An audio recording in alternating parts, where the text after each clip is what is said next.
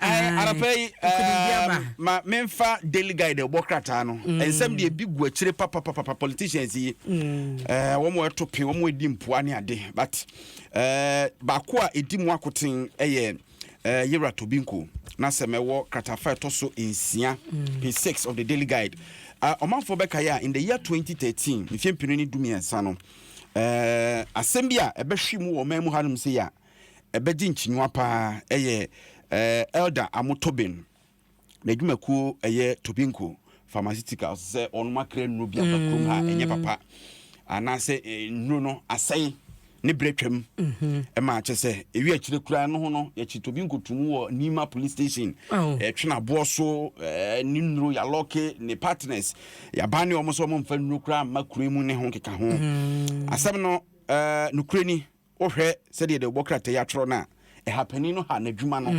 na said ye say the wheels of justice grind slowly no afei na court atnasem no so high court to be a one kra ha ahyese Tobinko ani hu so nsabrobe no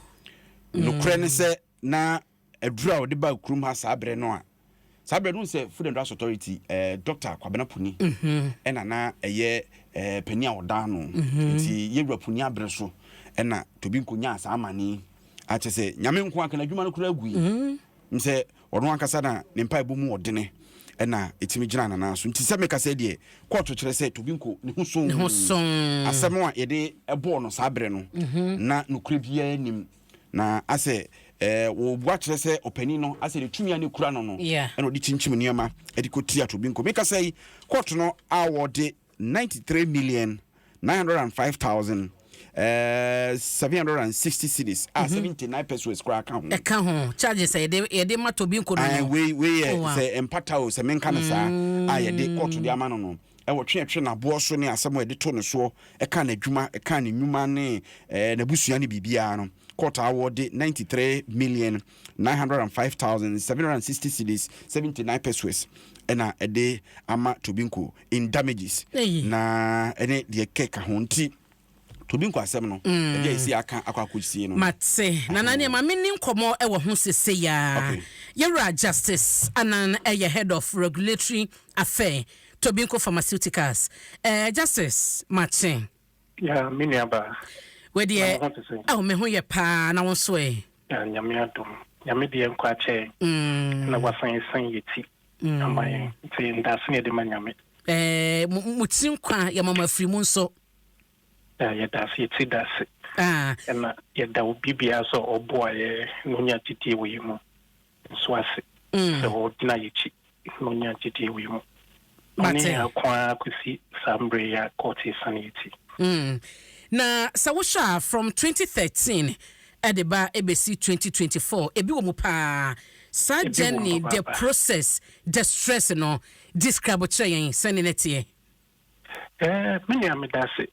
meda utie fo ina so say ana pay o maje brace o bitie yen commodity kekre na to say dia we introduce program no and as a discussion 2013 na omode insan bi 2 years so na higher pa higher fan say bese afi na want me engage juma inso na ma adwin pa wonti wo so ma workers in coffee wo pene say enkwara wo ye juma ma wo mko akotine fi na mko fi a ede na mko di nti ade na higher na eno so free ho a omo say edin beseye nti kukukunu etwe mu wo radio so any TV so any all the other media platforms you know so na yedin na am say chima beto hunti amasane na ye business and sasa mi we bisi no business no na enkosa na ejuma no mejuma ne boka enyama ye ba ye wo ye warehouse of wokaya ombe fa kwashe no dia ekaye nso omudi loke the padlock beto warehouses ni na say na metitu ni say ye penny no na dia na ye ya eka ne sunsun eka ne honam eka ne din nti odadwe hono se debi asɛm wɔ deɛ ɛsɛ wotumi wonya nyɛ koraa ɛsɛ wokɔsane ne ti because wabrɛ na ɔde adwumaden ɛde abɛwde ne din ɛne n'anim nyam nti ɔntena ase ne yɛntwi n'anim wɔ ɛfom sa na ɔde asɛm no kɔsane Supreme Court High Court na asɛm no te sɛ deɛ muka no yɛsɛ mmara deɛ ɛkyɛ ansa aba ne pempan so ɛna last 2 weeks court ne boa sɛ nsɛm a mo ka fa yɛ ho nyinaa no ɛnim nti me papa deɛ ɛyɛ ne dɛ sɛ court no ɛyi ne nim sɛ deɛ de to ne so ne nyinaa no ɛnyɛ no korɛ na wasɔne ne ho nti ha deɛ ha yɛ papapapapa okay nti sanko ne odie yɛ abayi ene vindication a Dr. Tobin enya no ɛdeɛn na ɛbɛyɛ ɛdɛma Tobin ko pharmaceutical dwumako no emu adwumafo na busua nyinaa medase minia in fact asɛm baeɛ no enigye nko na aba sɛ anyegye kura no ne din a ebi mo pɛ sɛ nka wo bɛsɛ no ombe yusi omutumi eni bebi omu ye adwuma de asɛ ne din the din no do ye ka sɛ ye sɛ wudin a dent no ntumi pepa ne hina nso court is sanning in there ɛyɛ sen sɛ nka yankɔ court no kra nti n'ani agye ɔbɔ si sɛ nyame ɛgyi no afiri saa ɛdi mbɔne mu na ɔnyɛ no kɔsi biribi a there's no doubt ma menka wentwam in fact yɛne customers yɛne yankasa yɛ staff ɛna ɛyɛ adwuma na asɛm no si yɛ na ɛdimbɔne a ɔmode bɔɔ yɛ nyinaa no yɛ customers titiw ɔmo angye antom da because na ɔmo ana yɛne ɔmo yɛ adwuma ɔmo yusi yɛ nduro ɔmo nim sɛ nduro no a ɛba no nduro no yɛ duro papapaa nti ɔmo hu sɛ obi na ahyɛ daa abɔ ne timi pɔɔ sɛ ɔbɛsɛ yɛ adwuma na ɔde haw ato yɛ so na mfedodo a mpapa de ayɛ adwuma de meki ne din na ɔde bɛsɛ no nti court de bɛka ho saa no ɛna enigye na abɛfi ɛhaw nyinaa yɛkyi no enigye aba na sika 93 million Ghana cedis court a wɔde ɛde ama mo no mo yɛ okay anaasɛ bi anka yɛ mo ɔkra nka mopɛ sɛbe 93 million de bi mi be fi bae binim kra but say wo hwɛ enumunyam a ya sɛ na wontumi fa sika nto so edwuma no ni sɛnea na ɔyɛ business around that time na betu sese wontumi fa sika nto so nti deɛ ne ɛyɛ da paa ne sɛ court no is sign giti it's a sika bi wo mo a ɛno deɛ ɛyɛ ebi ampatade because yɛ din asɛ ne deɛ yɛ sika to so a ɛnyɛ yi na mo aso mo de koye no man request for damages biya yɛ request for damages but say damages yɛ de koye no ɛno no mu tia ɛnkɛnyɛ 93 million and others na account nti ahina mo de koye the koye no was in dollars means me bomb team anka meaning the we know a woman too but the 93 million no me calculations are yeah kosisa na che say the nanka mo quote in dollars cd any cd say ye be kwan bia so no we be wo form attend the damages am de koye mean yeah calculations no but ya dream cry and call hosa ya dream now ye dia yes abi ya funny ye nimno I my business asani akọ na sanye tumpon sisa sanya face ne netie no Mate vindication yachi what is next e de mato bi nkwadwumako ni nyina vindication ne de ye customers ye staff e de my dada see yeah the since assembly feel radio ni we ni ye business na mo asamo a penyin no de bia oka na say wo ye adwuma hwe say adwuma bia wo ye biare e hote ɛba ne sɛ asɛm to a ɔmo a ɔne ɔmo yɛ adwuma no nyinaa, as in your customers and your staff, they will be the people who will defend you. Nti ɔmo defend yɛn. Nti nkonimdie wei ɛyɛ nyinaa yɛ dea ɛyɛ staff Tobinco customers all across. In fact, ɔmo outside Ghana nyinaa ɔmo titru na yɛde ɔmo ase sɛ wei na yɛtumi akyi na yɛako na aba bɛtwe. Mate Mame na se ene ebra wanya dia ma yen anopa yi na yenkoso aso ma motin kwa kese ene afimu ya na wo de ye congratulations kese won ama Dr. Tobi so ama ye why na we no obi si mi say party bi be koso because vindication we de ehia jubilation ehia party in fact yeah they said that asise wo say asam si ye bi aba ye kro asode mu ko bompa ye frɛ nyame ye ne asofo bibre say mu bompa ye na Nyankopɔn bra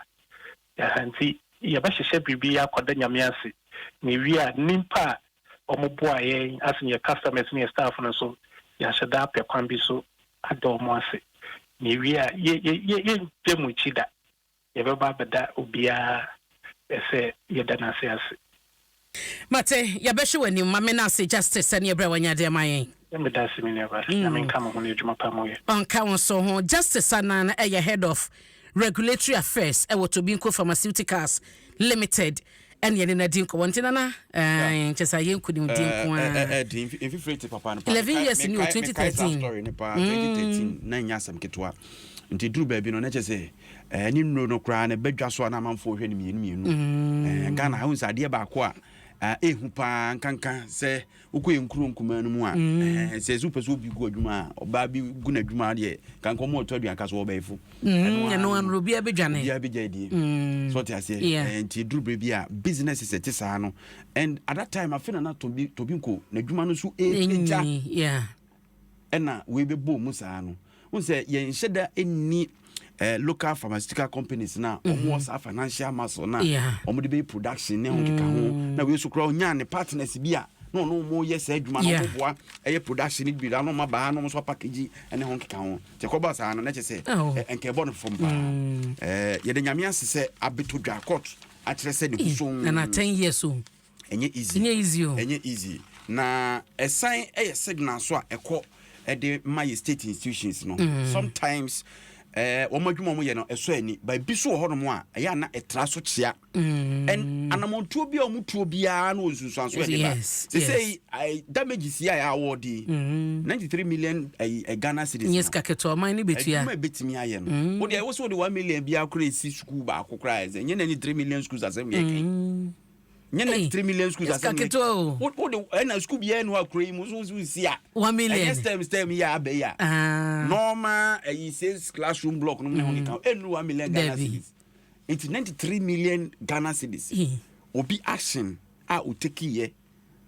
esusu sanso de abro man no ho se masa nipa no ne asset ko yeto ne editu ana eno ho asem de beka na echi enye ko 20 ba ye twe empanifo adwen sisi sometimes ebi won mo na akwa eya kwa ete se de eye personal atata ibi wo ye ni state institutions no enkasa no mutu na mo bi omunye careful ekwa akọ wie te say banks yi guo no ne ho keka ho books no ne ade na niam look right ba ekwan ya fa so ayitu anamo no ubisa ho say edin susan so pa bre ya na sa abo man ne ka eno ne ade ya wo se bibia dwo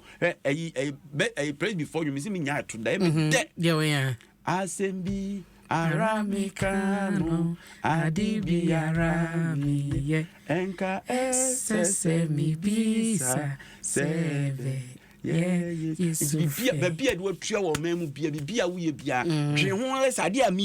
ye eye ma oman no animu nipa no so te ase to de bia yesua ne ma no book mu ane de fie nyansa so aka ho sade book no kan say you nanso so me hwa ade ya on e mi kire ya nana enti ye man tinkwa na wo hwe krata na anim ho a hwe ene so usu bempa bo papo so na ono so on any fixing Ghana group no so dwa they say 5 million Airbus scandal no ekwanya OSP fast ye hwehwemu ne de no kreni so se entwa yie se o mpena da John Mahama so enya trade di mo ha so se de bi ekwanya OSP fast ye na adwuma no entwa yie I said this week the vindication no vindication ne ade eba de so mo nti o mo ho ase kra na asem no se epe no kra pa de a ye hwehwemu yie be hu no kra san se di broni ni beka ye no broni ni ntimi ntwa ntro ento omampani so and yes ye betena ha na ya pepa no ho se ne hu so a asem a osu bempa na pamfo e ka no Cocoa board the investment I was saying 940 million Ghana cedis na yesika any daily graphic enim kura so ebo ho kakraka we see 943 we see 942 figures don't lie nti why dey na no krai chief executive officer Yera Joseph Boahin Edu emfoni da ha say afie atwa mu no sika ye di wura kokoo krayo mu omo a na omo kokoo nua epro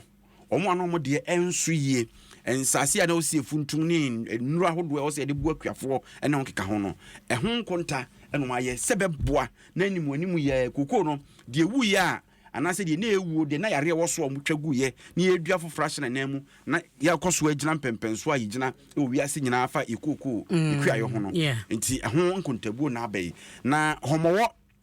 afashe kese no edwedi na se na omampani abedi echi Dr. Large Mahmoud Bawumia Frank to former MPP kokko hia ye nananom atran kunwa won kran na hayi humfoni a one Kentucky tekuchuru a otoso mienu gamanche na ose chiefs deserve bigger role in governance nananom wose ye mo gina bere papa e wa mamu se omaka bre na mse Dr. Bawumia de wafa to na koma so se onya akwanya na emse berebi kro kokan se ko be mo ama allowance bi na semba e ma kokan se no di agro se de minim se no so asem no se no so di agro ampa ba tebia no so ahwa se one nananom ehia bia a ka kire mo se wo mo ahwene ye yahiniye no sabe ye wo hemfu krom hanom a wo mani da ho papa okay ye wo hemfu krom a mo nim de e wa adwene broni ma krom nananom na hwe kro no sabre na kuro nti sei ewum se ne ye wo hemfu bi wo honom mo ye dufu pe sa se ton ne niam basa ba ye kapa kuro ne nananom dia mo manfo etim ba se de ye politics no sabe mpreduaso esuko no ma bi okodi suku e dia de tertiary bi university bi no wie no de hu dra politics nim kakra bi na no ye den a o ye DC MC ya na na be hyenase o ye regional minister na na be hyenase enti yesu so no na dwen no a o de bebo man no mu do 10 na obeto no wa konwa so more than 40 years dia no onim enso ye twa omo agya what you say it's about time e kwanya e be fast ultimi nya no wholesale say chinchina na bia mramfa na adwemra ebinum nni adwem papa ende ye beka no kro na nanu bi nni adwem papa ba bi te say enkoso hene ya wo dumaswa Gianna mini chachusana okay na aye boafo em say ni din ni nkonwa din no kokromo ye ni sia konwa so say enkoso hene just 1 year ago okay single-handedly already why you kronum no kwasem we ya kwa pavement ono ankasa through his own benevolence na ko hene no what you say woni mo nyam ekuta woni buo na manfo de ema wo no wagina so yenka se kototo botom ana sempo no kona ekofa oman no bibi na mom said ye na politicians iba abakoto anim sei a ono udi nkomo no wetima aka bibia kire no se kire no kure no aka kire no sade weni hia obi kura ono betima nya connections outside because we businessman san oba be yo hene no so ti ase eti ye me adwen nko na nanom so kakra na omo so omo ma na nanom di mmone no so no okay daily graphic no assemble ko ha no ma assemble omampani dada John Dramani Hama no say it's pleasant to be vindicated. Utu bisa asem say ne ha no pa e ba asem no utu say na oda won na ase ne ko ache o say emuye de asundue say ibebo tiri so saa ne oba fa Christianum kan na me so nioma nioma bebre say enso ne die OSP asoe no boko OSP asoe no boko nti ɛno ho asɛm ɛwɔ daily graphic mu ɛne NDC offer Daily Democrat edanimu some launch NDC Youth Manifesto and International Youth Day. Yes, nyina ese mfani mabunu nkomo. Saa day na NDC say omo launch omo Youth Manifesto. Na wonu say omo wie na anwumre 6 ba. Omo chese bukom boxing arena no. Omo padeda da mahama eti ring ni mfinifini. Baby abo boxing ho no wote ho na youth atwahia no bia de ne question wetuba the question ba no sa anwumre ya okay eti wo hwa ha omampani dada John Dramani Mahama Dahana Pablo George Parado a fantastic guy yeah one of the best youth organizers NDC enye NDC crap per se apie Ghana no yeah we politics no George Parado e ka ho bi yeah ohwe onu ankasa in a way kwan of us we youth organization no different from the normal one na uhu no yeah office setup bi a waye wo jowlu ho kwamabu na gu ho ti machines anim communicating with youth no from various constituencies no ho nkeka ho no I think say oye adwuma wo say yebona na wo say other parties no enfo ni sua ho a okogina domu anu atwa photo no dey ato Facebook na so oye adwuma no odu ba bi no mo tigatema no o gira onu atwa photo omunya ase suba sa semana ni o ma no asamu no medre eti NDC machine fo bi so ka che MPP for say wo mo nsre Boniface enfa free Ghana fo ho wo say na no Boniface dey say finance minister so okopa che o so say Ghana fo say ahokire na Ghana fo mu no o mo fanche nya ban bia bo apayo ne nsusu ye ne say o dey ahokire beto man fo so na mo ye de mo betumi bia e dey assistance situation no okay nana dey so could you try and reaching go no we ya try and reaching so na ejum on I the two no my na enyo no ni ase be na mi me ti ase u gina na ni u patch na u reaching go a eto da bia ohun oba cancer mama amanfo ate na mum ne ye no so ka ho ka mu ni so mo da so yitwi say de o ma ton dada o awai o mo ton dada 24 no o say 24 obe na so dum se kanebu on ma wo to ba wo register e ahun che abai o kai say president Akufo-Addo betre Dwaso first time man or yes o mo bi antoka in 2017 no yes mo bi antoka mo age so okoje order from friends no mami chief of staff ni ye 2017 na ave kwa de Land Cruiser kwa mumpe bi ompe lesos no ne bo de to Land Cruiser mienu iti aho kire wo ho a ma yenhu ana ti de mekana se aden ma yenhu na teka mo chia musi for ma se chale nyema mo ayedi unti mo de munya abotre e de se na 19 ka oba ka be na onti dem obanyansafo ebu ne ben abrofo na omo ye ka ede ba no abrofo omo ye ka no o ha ka so mo mpani poti mo kwa ka say o yen ya kwan ne nya ne ho keka ho kwan ne nya na yen na mo kwan ne so bi from fie ebi no kwate cantonment exre ho no na oni ministries no ye kapa obetimi kra na nte se obenante na o de bicycle kra nkaye nti eno no ye nka ne say de na ka se kwan ne nya na yen na mo kwan no so na ye de ana yen fa your honorable state na we obey nipa chen ye nyina what you say nana so ko kuma se ofa nkoko mewa na wo ko mempi ni hwan Joseph Frimpong teacher ni ana wo kosek no hu na che be kai se shaba no ni ade na metete o mun kaka ba we dey se dan chenka sawa ya so meteneka enkoko nya ono mo de asobo fom so mo ye stadium no enkoko stadium na sem na be kai na say o say nimu ni ye ese edubuadi e ma me na wo ni na wo inside ho na hu de yin hwe ni ho me da se ti de o minim sa e bia de o ma wie enkoko ano no last time na ye call ho no ai na e bia o ma sa ye bibi na nkasa Oh, say okwa go FM akela ba. We be say akwa yi no me bo. Weekend ya na ye kwa bepo no. Esi du. Nti betumi afa ho. Na na hwe nkọ so. Me che say de o ma wie nkọkọ ne nkọkọ sports stadium akọ hu ne ye no. Nti no Joseph Frimpong yehu ye hyehyɛ why ma yehu ora ma me fa unsi na ja na famisi ya se enkonkon be fie na nkura ni wa mpanifo na abontima bɛbɔ me